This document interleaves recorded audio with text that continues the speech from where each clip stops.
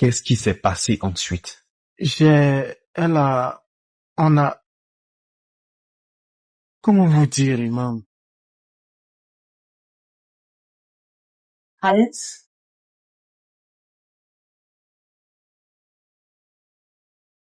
merci pour toi. Je ne sais pas ce que j'allais devenir sans toi.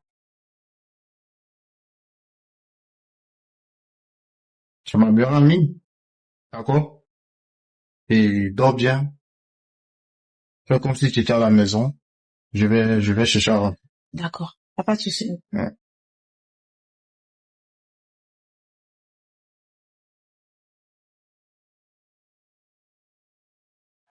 Bye. Au revoir. Au revoir.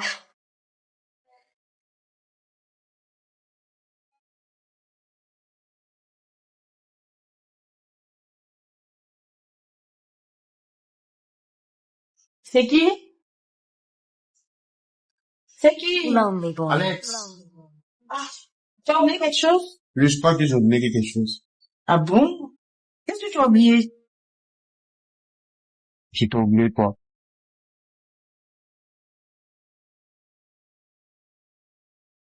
J'aimerais savoir une chose.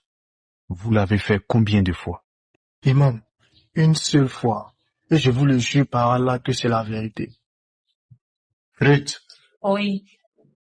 ce qu'on a fait est très mal. Je regrette. Et je pense qu'on ne devrait plus le refaire encore. Tu me comprends? Ouais, je te comprends. Je suis un homme marié. C'est difficile pour moi, je me sens mal. Comment est-ce que je vais regarder ma femme?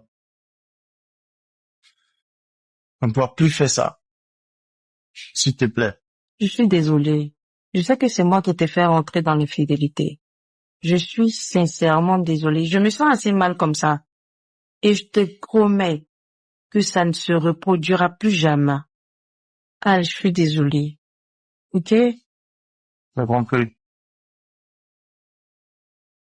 En tant que des adultes responsables, nous avons pris des précautions pour éviter que cela ne se reproduise.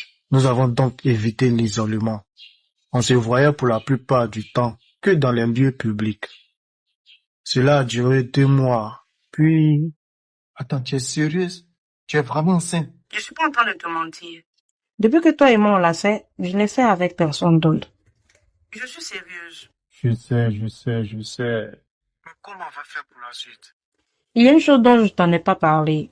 Il y a 5 ans de cela, j'ai été à l'hôpital et on m'a dit que je ne pouvais pas faire d'enfant à cause d'un problème génétique. Et c'est ce pourquoi, depuis tout ce temps, je suis jamais tombée enceinte. Du coup, cet enfant-là, c'est... N'en dis pas plus. On va garder la grossesse. De toute façon, je n'avais pas d'autre intention. Mais mon problème, c'est au niveau de mon foyer. Je comprends, mais tu n'es pas obligé de le dire à ta femme. Ça peut rester entre toi et moi. Tu comprends? Ok, c'est compris. Imam, je n'ai pas pu me résoudre à mentir aussi longtemps à ma femme. Voilà pourquoi je lui ai dit toute la vérité. Et je suis prêt à subir les conséquences de mes actes. De façon générale et avec l'expérience que j'ai reçue de la part des couples qui sont en proie à l'infidélité, je suggère toujours le divorce. Mais votre cas est très délicat. Emma, dis-moi, es-tu d'accord avec moi que ton mari est un homme honnête? Imam, je ne sais pas. Selon toi, pour quelle raison il viendrait t'annoncer en tant qu'un homme marié qu'il a enceinté une autre femme? Il aurait pu cacher la grossesse, comme lui a recommandé Ruth. Je pense que c'est à lui qu'il faut poser la question. Peut-être qu'il a planifié de me faire dégager et de faire venir sa Ruth. Qui sait? Alors pourquoi il aurait accepté de venir me voir pour qu'on trouve une solution ensemble? Emma, je sais que tu es en colère, mais ne laisse pas cette colère t'aveugler. Je veux que tu sois lucide. Tu as bien dit dans ta prise de parole que, depuis vos 8 ans de mariage, tu ne reprochais rien à Alex, à part cet acte d'infidélité, bien sûr. Tu sais, l'un des synonymes de l'infidélité, c'est le mensonge. Tous les hommes et toutes les femmes infidèles mentent jusqu'à ce qu'ils se fassent attraper la main dans le sac. Mais dans le cas de ton mari, il est venu lui-même se dénoncer. Peut-être qu'il s'est dénoncé parce qu'il n'avait pas le choix. Non, il pouvait garder cela comme un secret sans que tu ne le saches. Il y a beaucoup d'hommes mariés qui ont des enfants adultérés un peu partout dans le pays. Imam, le problème c'est que je n'arrive plus à le voir de la même manière. En fait, je ne sais pas comment vous expliquer. Imagine que c'est toi qui avais surpris ton mari en train de te tromper avec une autre dans votre lit conjugal. Penses-tu que tu serais venu me voir avant de prendre une décision?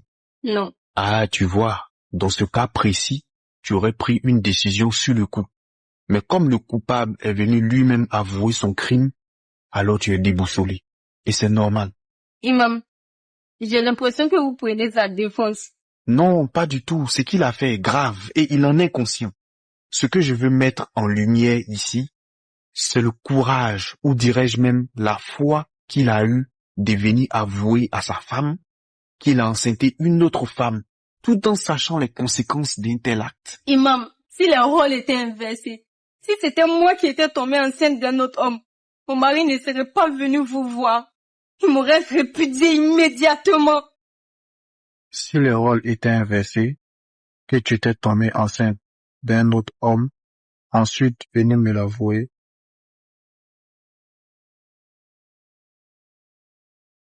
je ne t'aurais pas pardonné. Imam, vous voyez ce que je disais? Oui, je vois. Mais je ne vois pas ce que tu vois.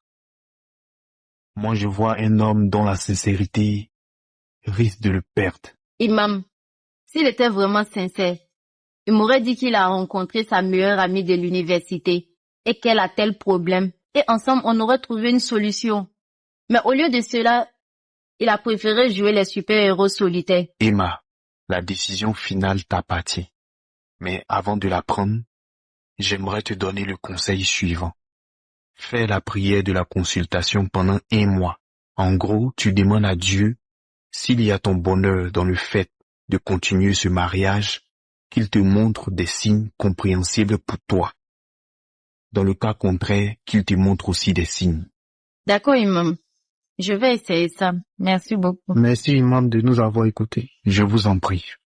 Chérie, Oui. ça fait maintenant 1 mois que tu ne m'adresses plus la parole. Tu me laisses même pas te toucher. Prends une décision, s'il te plaît. Je souffre. Je veux connaître ma décision. Oui, bébé.